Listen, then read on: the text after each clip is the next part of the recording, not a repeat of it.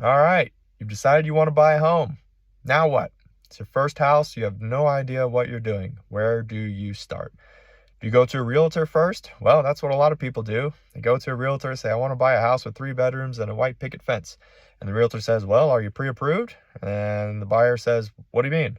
And the realtor says, listen, go talk to this guy or this girl. They're a lender that I work with all the time, and they'll get you pre-approved. Once you are pre-approved and you have that letter in your hand, then you come back to me, the realtor, and we'll go look at homes. Until that point, I don't want to waste my time. They probably won't tell you this, but they don't want to waste their time taking you around to go look at homes when they don't know for sure that if you find a home you like, you can actually buy it. Okay. And you don't want to waste their time and they don't want to waste your time. So first step is talking to a lender, not a realtor, and getting pre-approved. All right. What's that process look like? Well, when you call your lender, the lender sends you an application link. You fill out that application link at your convenience. It'll ask you things like, where have you lived over the last 2 years? Where have you worked over the last 2 years? How much money do you make? How much money is in your bank account? All right. Have you ever had a foreclosure in the last 7 years? You ever had a bankruptcy in the last 7 years? Are you in default? Do you owe the IRS money? How many kids do you have? Where do you want to buy a house? How much do you think that house is going to cost? What do you do for work? All of that. All right. Your lender is going to get to know you pretty personally. Okay. And that's normal. They want to make sure that you can actually afford this house that you're trying to buy. All right. It's the lender's responsibility. It's the loan originator's responsibility as the gatekeeper to make sure that you are financially stable and secure enough to afford a mortgage and buy a home. Okay. All right. So once you go through the application process with your lender, then you take that letter, which is usually just an email and digital PDF attachment.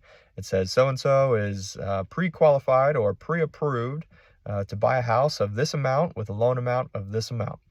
They don't usually have interest rates on there because rates fluctuate. They go up and down every day, sometimes multiple times in a single day.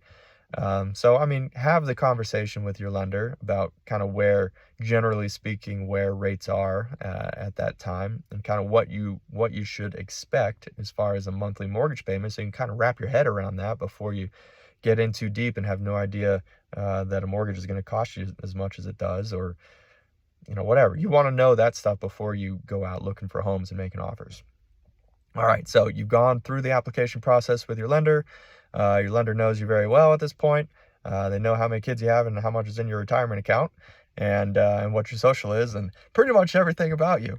But then you take that pre-approval letter and you go back to the realtor and you say, hey, Mr. Realtor, I am pre-approved for this amount. And then the realtor will say, awesome.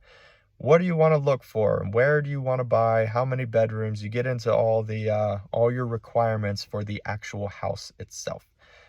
Bedrooms, bathrooms, how big is the lot? What neighborhood? How many garage bays?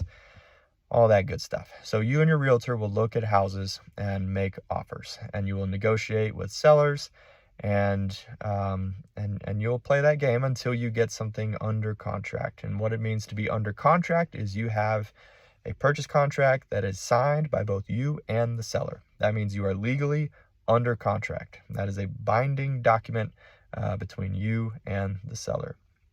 Once you've gotten to that point, congratulations. That's a huge step. Going under contract is a big deal. But as soon as you go under contract and you have that document signed, that purchase contract signed by both you and the seller, then you go back to your lender. All right. You say, hey, Ray, I'm under contract. I say, sweet, congratulations. Send it over and let's get the process started. So at that point, we fill in the rest of the details in your file, the specific property, the purchase price. We talk about pricing. At that point, we talk about pricing. All right, where are interest rates now? We can decide to lock in a rate right then. If you like where rates are, you can lock something in right then, or you can let it float and we can lock down the road at some point between then and closing. Either way, kind of depends on market trends and what's going on. But anyway, we finalize your file. We get if there are any other documents that we're still missing. I mean, the way I do it, I collect everything up front so that once we do go under contract, boom, we send that thing right into underwriting. We order the appraisal and we don't waste any time, which is why I can close a loan so quickly. But anyhow, we get that going. We order the appraisal, and you, during your due diligence period or your inspection period, typically that'll be I mean, it's whatever's in the contract, but normally it'll be 7 days or 10 days, something around there. And that clock starts as soon as you have a signed contract between you and the seller. Your due diligence period begins. And what the due diligence period is, it's a period of time that you have to take a closer look into the home. All right, do your deep dive and figure out, is this home really what I want? Okay, that's when you order your inspection, your home inspection. And that's optional. You don't have to, but I would strongly recommend it because you want to know exactly what you're getting into. A home inspector is going to climb up on the roof. They're going to crawl in the crawl space. They're going to check out the water heater. They're going to tell you how old the furnace is, all that good stuff. They're going to test all the major systems. They're going to test all your outlets to make sure they're GFCI and everything. And they'll give you a 60, 70, 80 page report with all the details, and you should go through it. You should definitely know what you're getting into and make sure there are no red flags in the home, because the last thing you want is to go into contract on a home, and it was nice and sunny when you walked in and looked at that home, but then the home inspector gets, they give you the report. They're like, hey, the HVAC system doesn't work at all. That's going to cost you 10 grand. And then you're like, whoa, the seller never told me that. Well, we got an issue here. We either need to drop the price by 10 grand or we just need to bail on this house altogether. That's pretty rare for something like that to happen. Normally it's a lot of nitpicky stuff, but hey, who knows? Point being, get the home inspection so you know if there's anything crazy that's going on, because that home inspector is a third party, unbiased source, and they'll just tell you what's going on with the home. So that's your inspection period. If there are other tests that you want to do during that inspection period, you can do whatever you want. You can get a well water test if the house is on a well. You can get a septic inspection if the house has a septic system, or a radon test, or I don't know. Talk to your realtor about different tests and inspections that you might want to get. It's specific to that area and kind of what's common. But anyhow, in the background, once you're doing that, we are, as the lender, we're sending your mortgage through underwriting, and the underwriter, once they're done with their initial review, they will give us what's called a conditional approval. Okay, a conditional approval basically means, hey, we don't see anything wrong with this. We still want this X, Y, and Z in order to get final approval, but we are on the right track. All right, that's what a conditional approval means. And so once we get that, once the lender tells you are conditionally approved, or you have your initial approval, then we hit those conditions. And some of those conditions are going to be internal that our processor takes care of on our end, and honestly, you don't have to do anything for it. But there will probably be one or two or three. It just depends on the situation. Conditions that you need to either, hey, we need this, or we need, it could be anything. But your lender will give you more specific guidance when you get to that point of what you need to do to clear all those conditions, if there are any. All right, so once you clear those conditions, your loan goes back to underwriting for final approval. And they'll take a look, say, hey, we have these conditions, you provide this, this, and this, and we are clear to close. Those sweet 3 little words, and they're not I love you. All right, they're clear to close. Those are the magic 3 words. Once you get that, means the lender has cleared you to close and you have final mortgage approval.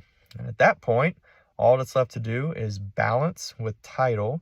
And what that means is we have our closing disclosure, the title company has their closing disclosure, and we just get on the same page with all the fees just to make sure everything is exactly correct down to the penny.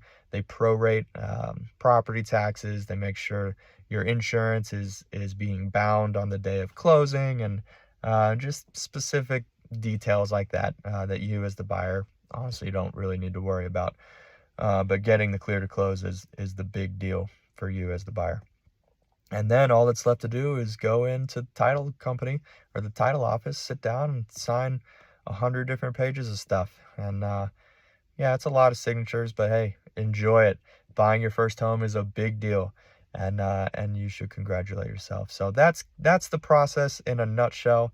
There's plenty more detail that we could go into, but the easiest way to do it as a first-time home buyer is just take it one step at a time. One step at a time. Your lender, as far as their mortgage goes, your lender will give you give you step-by-step instructions, and hopefully they don't, give it all to you at the very beginning, and it's kind of like drinking out of a fire hose. But I promise you it's not that bad if you just take it one step at a time. If you have questions about this, put them in the comments below. I want to hear what your first home purchase was like. If you have an experience that stands out in your mind, I want to hear about it. I remember mine very, very clearly. I walked into my lender's office with a laundry list of questions because I had no idea what all those numbers on a loan estimate meant. I had no clue. And I'm like, hey man, can I just come sit in your office and ask you some questions? He's like, sure. And I did. And I asked questions for like an hour and a half. And he answered every single one of my questions. And when I left, I had a nice warm and fuzzy feeling, and I knew where my dollars were going, and I felt good about it. So that's the experience that I give to you as your lender.